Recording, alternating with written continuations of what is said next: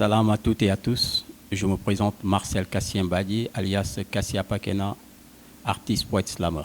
Nous travaillons sur la leçon de la Covid-19 sur 6 aspects qu'on va présenter en plusieurs chroniques, dont 6 chroniques précisément.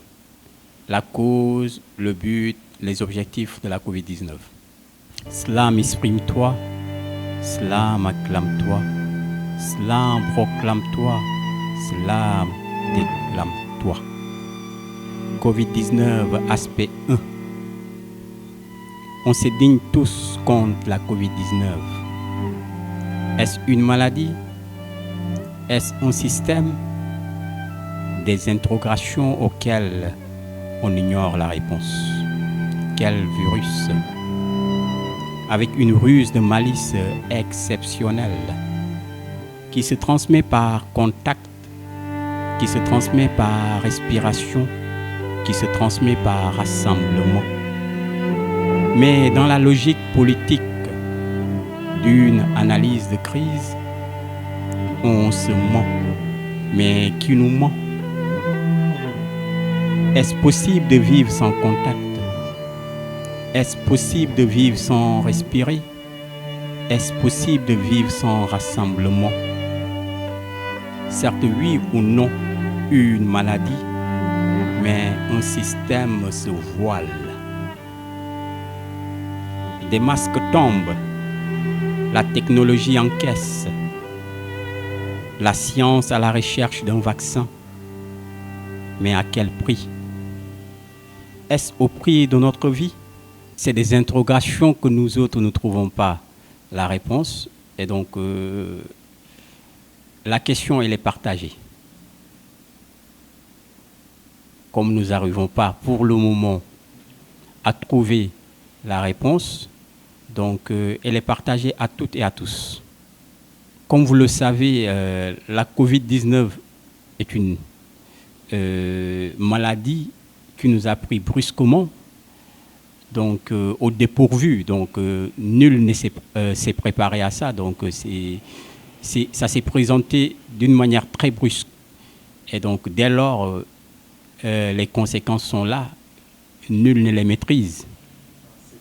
Parce que en réalité, comme je viens de vous le dire, c'est des interrogations dont certainement moi je me pose et dont d'autres personnes se posent aussi.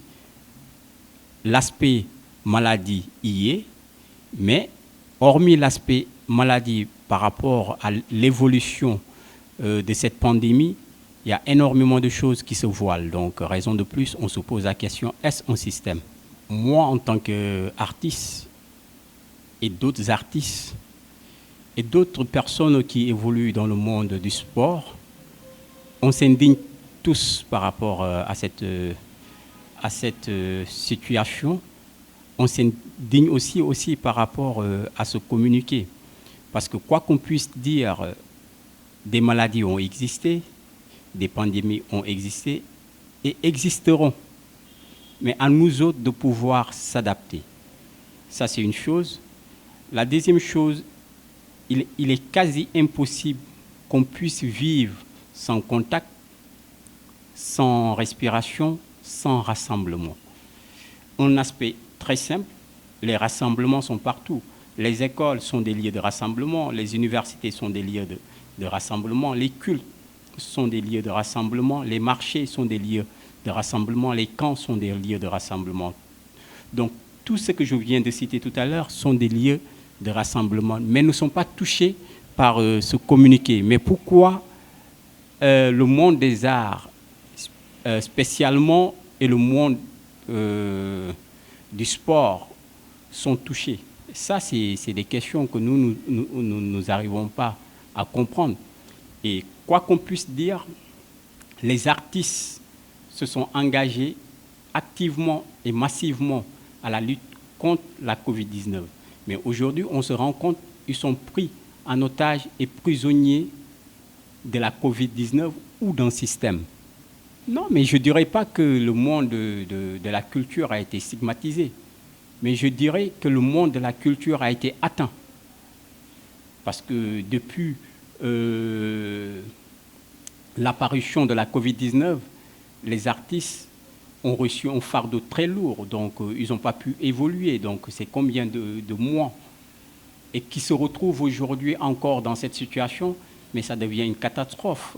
C'est notre avenir qui est en jeu, c'est l'avenir de nos enfants qui est en jeu, l'avenir de nos familles qui est en jeu, et c'est nos carrières qui sont en jeu. Mais je me dis, si ces protocoles dont vous venez de citer tout à l'heure sont respectés dans les lieux de culte, et peuvent s'adapter dans les lieux de spectacle, et peuvent s'adapter partout, parce que, quoi qu'on puisse dire aussi, les artistes sont dans cette démarche de sensibilisation, de conscientisation des masses.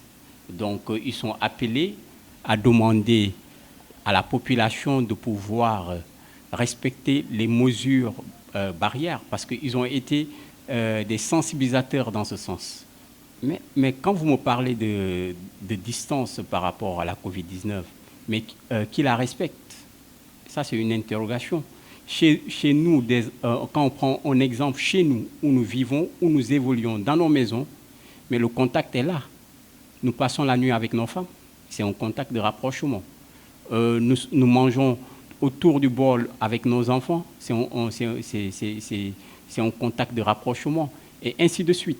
Et donc, oui, mais vous me parlez de contact, raison de plus, je vous parle de ça. Donc ce contact de rapprochement-là, il est là. Un exemple plus près, quand on voyage dans les voitures, les transports communs, vous pensez que cette distance est respectée? Et beaucoup de choses. Donc j'aimerais au moins, en ce moment où nous parlons de ça, par rapport à la distanciation dont vous parlez, elle peut se respecter. Mais est-ce qu'en réalité, elle se respecte? Il est difficile de faire respecter certaines mesures, mais on est obligé de s'adapter. Parce que les maladies sont là, les pandémies sont là et existeront, mais les gens sont appelés à s'adapter par rapport à ça. Et donc, si les protocoles dont vous venez de me citer sont respectés dans d'autres milieux, ces protocoles aussi peuvent être respectés dans les milieux artistiques. Parce que nous sommes des éveilleurs, nous sommes des gens qui alertent, nous sommes des gens qui sensibilisent. Donc, on doit pouvoir tenir compte de ces aspects-là pour pouvoir faire respecter la population les mesures barrières, parce qu'on a été des sensibilisateurs dans ce sens. Donc je vois mal qu'on fasse le contraire. Par contre, ça ne sera pas les artistes de faire ce rôle, mais il y aura une sécurité, comme dans les écoles, comme vous venez de le dire. Ils ont mis tout un protocole pour pouvoir faire respecter les mesures barrières. Ce protocole peut être adapté dans le milieu des arts. Mais tout à fait. Mais je pense que vous parlez de stigmatisation, je dirais, je ne parle pas moins de stigmatisation, mais c'est de revoir, en fait, la forme et le fond, afin que les artistes puissent faire leur travail et s'adapter aux mesures barrières dont nous connaissons tous et les faire respecter.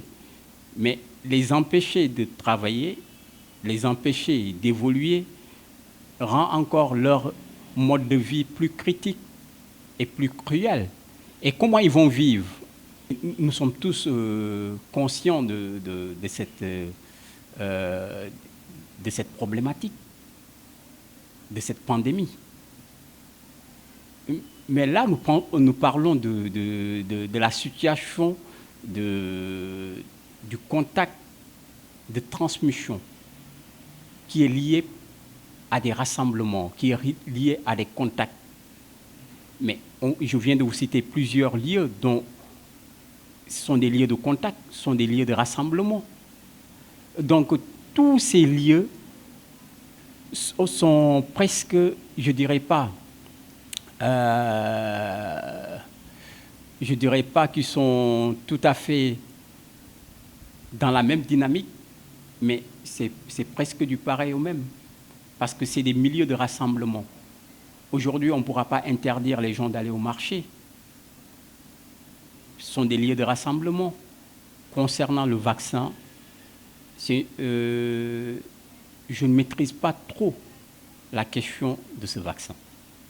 Donc j'évite de m'exprimer dans des situations que j'ignore. Vu je ne sais pas exactement le but exact du vaccin, je pense qu'il y a des médecins ou bien des scientifiques qui sont appelés à conscientiser, à sensibiliser les populations par rapport au vaccin.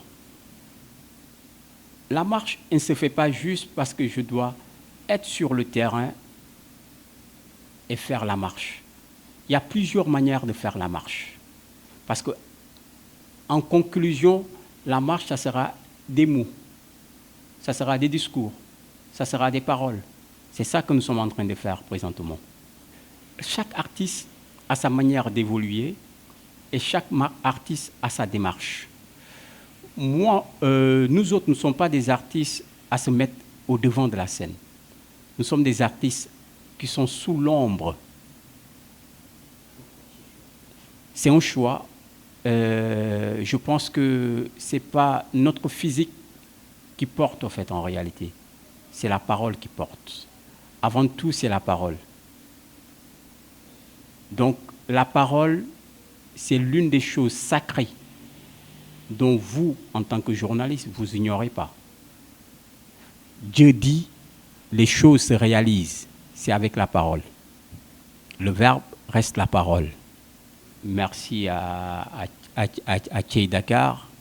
Merci à toutes et tous qui nous écoutent présentement. Je vous remercie.